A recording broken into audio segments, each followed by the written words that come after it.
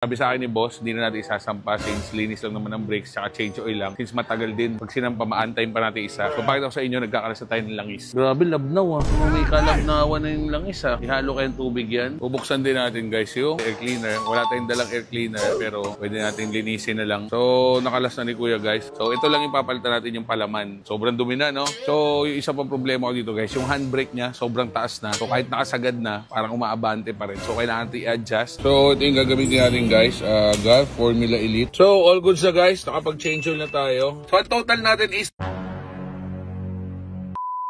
ngayong araw guys, papunta tayo dito sa Shiba Auto Care. Dito lang yan sa may Belfast Avenue. Papa-change oil tayo, PMS. So dala natin tong FJ Cruiser. So dito natin papa-change oil. So dito kasi guys, meron silang lifter kompleto. So after nya may car wash din sila dito. So entrance, maraming car wash dyan.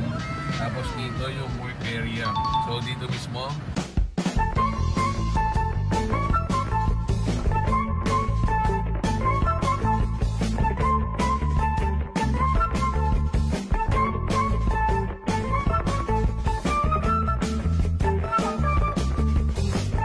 So, dumating tayo dito guys, alas 4. Pero kaya pa naman daw. So, gagawin nila agad to. So, kailangan natin gawin, linis ng brakes. Kaya kakalasin nila yung 4 na gulong. So, medyo may kalakihan tong gulong ng FJ, no? So, usually, sinasampa nila sa lifter. Pero, sabi sa akin ni boss, hindi na natin isasampa since linis lang naman ng brakes saka change oil lang. Since matagal din, pag sinampa, maantayin pa natin isa. So, pakita ko sa inyo, nagkakalasa tayo ng langis. Grabe, labnaw ah. May kalabnawan na yung langis ah. Ihalo kayong tubig yan. Bubuksan din natin guys yung air cleaner. Wala tayong dalang air cleaner pero pwede natin linisin na lang. Malinis. Madumi na ba? Hindi naman. Semi lang. Hanginan lang natin. Okay. Sa mga nagtatanong guys, pag nag-PMS ako, so every 5,000 or 1 year. Sa motor ganun eh. Pero dito pala, sa kotse, ang ina-advise ng mga mechanic dito, usually, every 5,000 km to 7,000 km or 6 months. So kung hindi mo ginagamit, mas maganda change oil mo para dahil papanis yung langis. So kaya yung iba, kung lagi mo naman ginagamit, mag-mineral ka na lang kasi para palit ka na agad. Pero kung katulad ko, hindi naman lagi, mas more on, fully synthetic ang ginagamit ko. So, sa mga nagtatanong guys, nililista ko yan ng ganito. So, meron akong notes. So, siya nandiyan nakalagay. Nakalagay dyan yung maintenance ko. Halimbawa, August 30, 2023, yan yung ginawa ko. 44,190 ang kilometer. Yan yung mga pinagawa ko. Change oil dialysis, replacement differential oil front and rear, replace coolant, replace fuel filter, replace disc pad front, clean brake, ganyan. Basta lahat nakalista yan guys. Pati presyo para alam ko kung magkano yung nagkasos ko at kung ano yung mga napalitan ko sa kanya simula nung nasa akin yung sasakyan. Kaya pag meron akong tinatanong sa akin yung mekaniko kung nakapagpalit na raw ba ako ng ganito, meron akong babalikan, nasa notes ko yan. Alam ko kung kailan ako nagpalit ng parts na yon. Kasi iba sabihin, hindi, napalitan ko na rin yan, hindi, napalitan ko na rin yan. Pag tingnan natin yung resibo, 2 years na pala yun. Nung pinalitan niya yung brake pads, parang ganoon. So, mas maganda nakalista, documented. So, nagbukas na rin kami ng brake pads. So, ito, napakakapal pa, no? Kasi nagpalit na tayo niyan. Mga 1 year pa lang. Kasi yung likod, at yung likod nakakalas na. So, yung likod, mga less than 50%. Pero, pwede pa naman. Yan.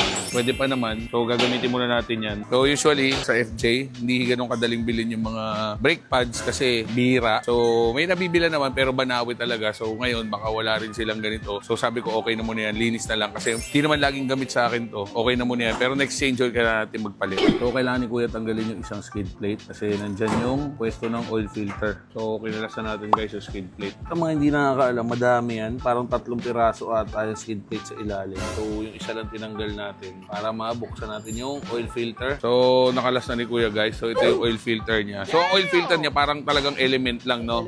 So, parang karton lang talaga. So, ito lang yung papalitan natin yung palaman.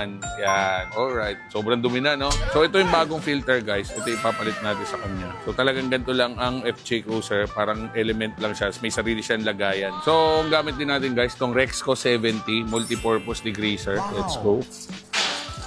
Para pala siyang foam, no? Parang sabon. So, yung isa pang problema ko dito, guys, yung handbrake niya, sobrang taas na. So, kahit nakasagad na, parang umaabante pa rin. So, kailangan natin i-adjust. So, ito yung gagawin nila. So, kailangan i-adjust ni Kuya. So, hanapan niya ng... So, magliliha rin tayo ng konti, guys, para syempre matanggal yung mga dumi-dumi sa ating disc pad. So, abang nag-aantay kayo dyan, guys, paggawa, meron sila dito ang kapihan. So, ito rin yung kapihan doon sa may harap. Kumidaan dito. Oh my God!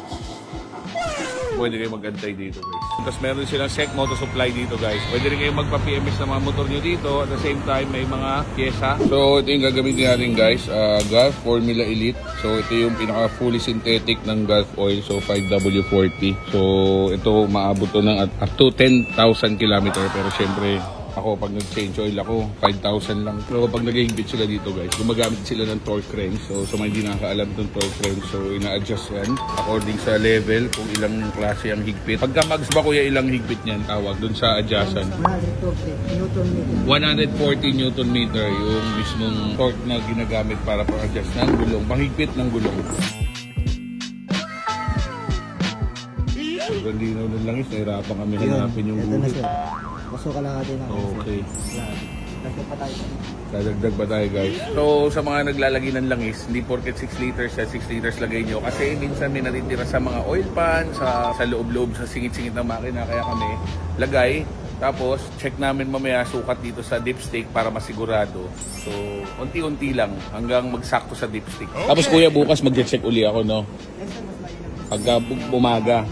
Okay. Ano naman yung sa mandatory naman kada alis, mas maganda. Check ng langis talaga. Okay. Start na kami guys, mag-start na tayo. So may upuan dito guys, no? So ito yung itsura ng monoblock, mas malaki pa yung gulong natin. Ngayon may monoblock dyan kasi nahirap magkarga ng langis doon. So nag-start na tayo guys, naka-under na yung sakyan natin. So check natin. Check ulit tayo yung dipstick maya. So paikuti mo natin yung langis sa loob ng makina. So idala rin tayong cabin filter. So ito yung sa aircon, no? Sobrang dumi na pala. Hindi na kaya linis-linis yan. Hindi na. Barado na. Yan. So lalakas aircon natin yan.